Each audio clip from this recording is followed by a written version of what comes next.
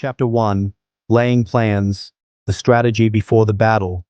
Before a single arrow flies, before a single soldier moves, the true battle begins in the mind. Sun Tzu said, "The art of war is of vital importance to the state. It is a matter of life and death, a road either to safety or to ruin." He meant, strategy decides everything. You don't win wars or life's challenges by reacting. You win by preparing. Sun Tzu taught that every plan must be based on 5 factors. 1. The way, alignment of purpose and belief. Why are you fighting? 2. Heaven, timing, weather, the rhythm of opportunity. 3. Earth, terrain, or in modern life, the environment and conditions. 4. The commander, leadership, wisdom, integrity. 5. Method and discipline, structure, training, organization. He said, know these and victory is certain. It's not just about war. Before you enter any struggle, a business, exam, career, or personal conflict, know yourself, your environment, your allies, and your opponent, because battles aren't lost in chaos, they're lost in confusion. Chapter 2. Waging War, the Cost of Conflict. Sun Tzu warned, when you engage in actual fighting, if victory is long in coming, men's weapons will grow dull, and their ardor will be dampened. Translation: prolonged struggle drains power. The smartest fighters don't rush into battle. They calculate the cost first, in energy, focus, and time. He teaches, never go to war without knowing what victory means to you. In life, it's easy to fight everything: arguments, competition, critics. But not every battle deserves your energy. Sometimes the cost of fighting is higher than the reward of winning. Sun Tzu said, in war, let your great object be victory, not lengthy campaigns. In other words, fight to win, not to waste time proving yourself. Chapter 3.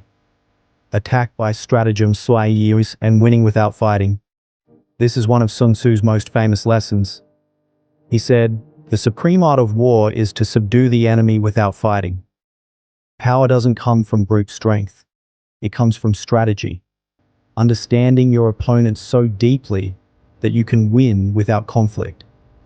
He explains the hierarchy of mastery.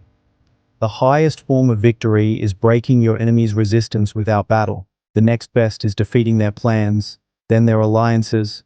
The worst is to attack cities and fight head-on. In simple words, brains beat brawn. The best leaders use foresight, not force. In life, that means anticipating problems, not reacting to them. You don't destroy obstacles. You dissolve them by thinking ahead. Sun Tzu's principle applies to arguments, business, even relationships. The best confrontation is the one you never have to make. Chapter 4. Tactical dispositions, the power of preparation. The good fighter puts himself beyond the possibility of defeat and then waits for an opportunity to defeat the enemy. Sun Tzu believed victory starts long before battle. Preparation protects you. Opportunity rewards you.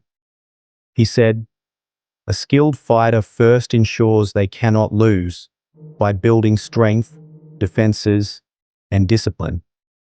Then waits for the moment when the enemy exposes weakness. In real life, this means building your foundation quietly, learning, training, saving, preparing, so when opportunity appears, you're already ready. Because once the fight begins, it's too late to prepare. Chapter 5. Energy, turning momentum into power. Control of a large force is the same as control of a few men. It is merely a question of dividing up their numbers. This chapter is about momentum, the invisible energy that turns small moves into big outcomes. Sun Tzu used the metaphor of pulling a bow. Stored energy can be released with great force at the right time. He said, in battle, there are not more than 2 methods of attack, the direct and the indirect, yet these 2 give rise to an endless series of maneuvers. In simpler words, combine straightforward actions with surprising tactics. Routine builds strength, creativity builds victory. In modern life, think of momentum as consistency. The small actions that build up invisible power until one decisive strike changes everything. Chapter 6. Weak points and strong. Seeing what others don't, Sun Tzu said, appear at points which the enemy must hasten to defend. March swiftly to places where you are not expected. He teaches. Exploit imbalance. Every person, every system, every rival has weak spots, not in strength, but in attention. The lesson is simple. Don't fight on their terms. If someone is better prepared, change the game. If competition is fierce in one area, move where others are not looking. In life, that could mean choosing a niche others ignore, using a method others underestimate, or timing your move when everyone else hesitates. The goal isn't to be stronger, it's to be smarter. Chapter 7. Maneuvering. The art of movement. Let your plans be dark and impenetrable as night, and when you move, fall like a thunderbolt. This is the rhythm of strategy, patience followed by precision. Sun Tzu understood that hesitation kills, but so does rushing without preparation. He taught that leadership requires both adaptability and restraint. He said, make war. Move not unless you see an advantage. Use not your troops unless there is something to gain. That's emotional discipline. Don't react out of pride, fear, or ego. Wait, watch, and when the moment comes, strike with clarity. Chapter 8. Variation in tactics. The power of flexibility. In the midst of chaos, there is also opportunity. Sun Tzu believed that no plan survives contact with reality. Flexibility, not rigidity, defines a master strategist. He said, the general who wins makes many calculations before the battle is fought. But he also knew when to change course. In modern terms, adapt fast. If life changes the rules, rewrite your playbook. Rigidity breaks under pressure. Adaptability bends and survives. Chapter 9. The Army on the March. Reading the signs. This chapter is about awareness, reading the environment, understanding signs before they become disasters. Sun Tzu wrote, if the enemy leaves a door open, you must rush in. But also, when you see men whispering, know that they are discontented. He meant, always observe. A leader's greatest skill is perception. In your own life, that means noticing small clues, the tone in a conversation, the pattern in your results, the silence before change. People who notice early, win early. Chapter 10. Terrain. The ground. You stand on. Sun Tzu explained 6 types of terrain. Easy ground, difficult ground, entangling, open, narrow, and dangerous. He said, he who knows the ground wins his battles. Each type represents a situation in life. Easy ground, things are going well, move fast. Difficult ground, mixed conditions, stay alert. Entangling ground, complicated networks, don't overcommit. Open ground, too visible, be cautious. Narrow ground, limited options, defend. Dangerous ground, you're cornered, fight fiercely.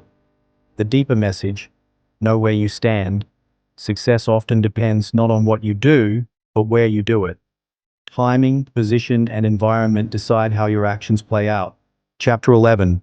The 9 situations, adapting to life stages. This chapter expands the idea of terrain into 9 situations, each describing a stage of conflict. Sun Tzu said, throw your soldiers into positions whence there is no escape, and they will prefer death to flight. He wasn't glorifying danger, he was revealing human psychology. When we're cornered, our instincts awaken. When there's no escape, we fight harder. In life, that means sometimes you have to burn the ships, remove the way back so that forward becomes the only path. Commit fully. Pressure, when used right, creates power. Chapter 12. The attack by fire. Power of leverage. Fire was the ancient world's most powerful weapon, destructive, but controllable. Sun Tzu used it as a metaphor for leverage, using one force to multiply another. He said there are 5 ways to attack with fire. Burn men, supplies, equipment, arsenals, and morale.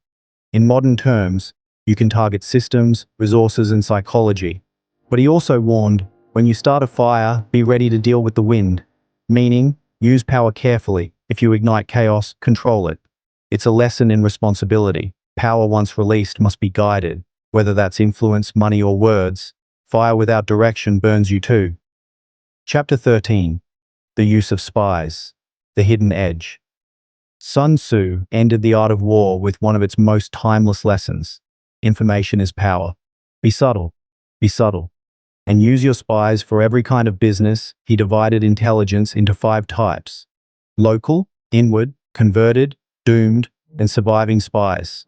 In simple words, know what others don't and protect what you know. Today that translates to research, awareness, and understanding human motives. Don't act blind, act informed.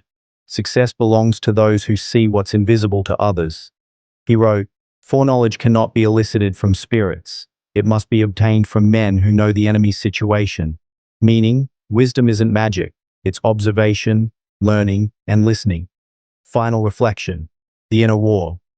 Sun Tzu's Art of War isn't a book about destruction. It's a manual for clarity, a way to master conflict without losing your humanity. He reminds us, to win 100 victories in 100 battles is not the acme of skill. To subdue the enemy without fighting is the acme of skill. Every challenge, whether personal or professional, is a battlefield. And the true warrior isn't the one who conquers others, but the one who conquers themselves. Because once you master your reactions, emotions, and timing, no one can control you. The art of war, then, becomes the art of life. To move when it's time, to wait when it's wise, to strike with purpose, and above all, to remain calm when the world rages around you.